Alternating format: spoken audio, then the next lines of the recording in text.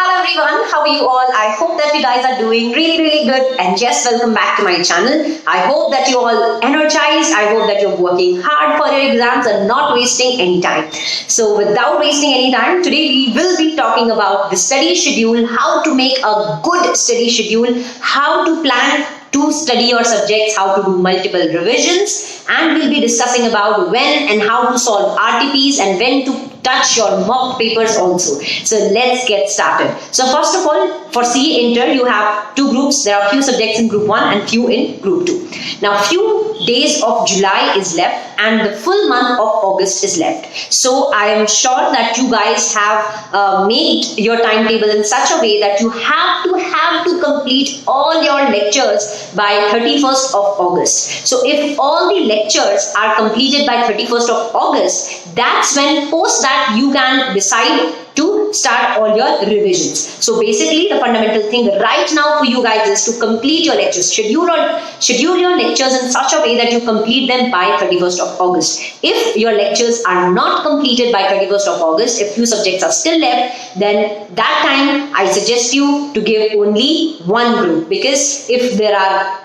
pending lectures, if you have to prepare for two groups together, then that's not possible. So if you have to give two groups, then definitely make sure to complete all your lectures by 31st of August. Now we'll be discussing about the more detailed plan now. So August is over. Suppose that August is over, all your classes are done. Now move ahead to September. In September, you have to plan your studies in such a way. First of all, you have to combine two subjects together when you study. Now, for example, it's September 1st. From 1st to 10th of September, start studying accounts. So give 10 days to accounts.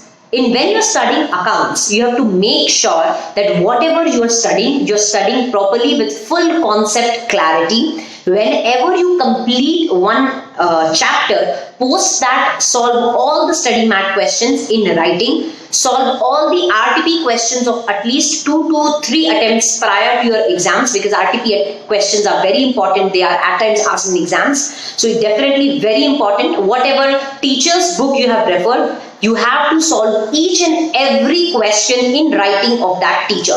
So that's when give your 10 days to accounts. Whenever, for example, if it is your first day and you complete one chapter, then when you study the second chapter, when you start studying the second chapter, stay in touch with your first chapter also. Keep giving it glance looks in between. So when you complete your 2 chapters, when you go to 3rd chapter, stay in touch with your first 2 chapters. So that's how you have to do multiple revisions while revising one subject. So if you are studying the 4th chapter, stay in touch with your 3rd, 2nd and 1st chapter. Do not leave it. So it should not be like you studied 1st chapter, you left it completely and jumped on to 2nd, and you completed your 2nd and jumped on to 3rd. But it should not be like that. You have to completely go in the backward direction. You have to revise multiple times of what you studied the day before. And then with accounts, you can pair up your direct tax subject. Give 2 to 3 hours every day, early in the morning, get up early in the morning, give your 2 to 3 hours to DT. And with the 10 days of accounts, start studying DT, like start giving 2 to 3 hours to DT also. Now post that, after 10 days, your accounts will be done and your DT will also be considerably done. If not done, then you can give 2 to 3 days more to DT, or maybe 2 days will be more than enough to give to DT, and then DT will be done. Then for next 10 days, you can pick the subject of costing. Now how I taught you to do the accounts, that's how in the same manner you have to do the costing.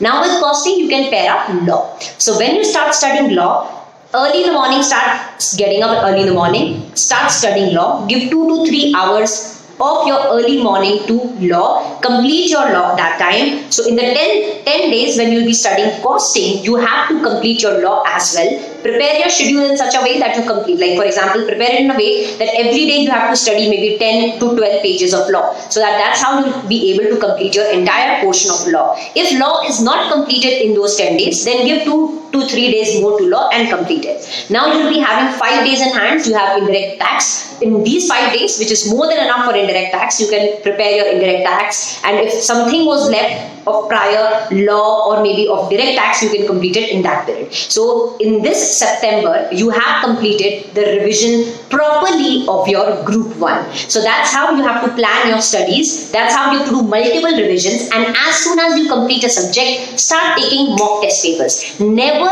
think that once the entire portion is done, then you will be going for mock papers. No, that's not a correct approach. Whenever you complete a certain subject, if you complete 5 to 6 chapters also of that subject, start seeing the questions of mock papers. If you complete that subject in full, after 10 days, start taking mock test papers also simultaneously. Do not ever wait that you'll do it in the end, because that day never happens. Also, when you complete one subject, also, for example, if you complete one chapter of accounts, then see all the RTP questions, see all the study mat questions. Definitely you have to practice them in writing. And then that's how I told you how to complete your group 1. Now, in the same manner, you can complete your group 2. Now, after studying one whole month of September of group 1, that's when you have to decide whether your preparation for group 1 is strong enough, whether you're satisfied with your preparation. If you're satisfied with your preparation for group 1, then you have to switch to group 2. If you are not satisfied preparing for group 1, then do not go for group 2, only give group 1. So that's how you have to go, because in September I've only asked you to not jumble up the subjects of 2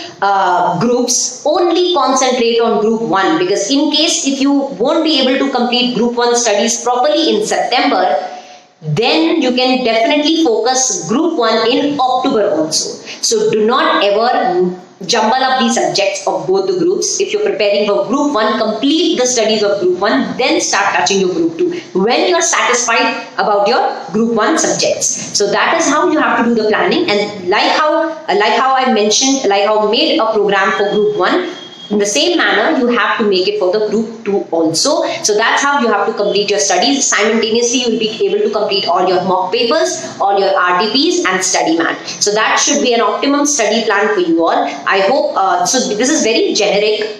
Now you can make changes in it according to your strengths and weaknesses. Maybe your accounts are strong, you don't require 10 days in accounts, so you can cut it short and make it 7 days. So that's up to you. You can make adequate changes to it according to your requirements. So I hope this video was really helpful for you guys. Definitely make a study plan, make a timetable and go according to that timetable. If you like this video, definitely give it a thumbs up and subscribe to the channel. And I hope that you all are preparing very well for your exams. And that is it for now. Have a good day and bye bye.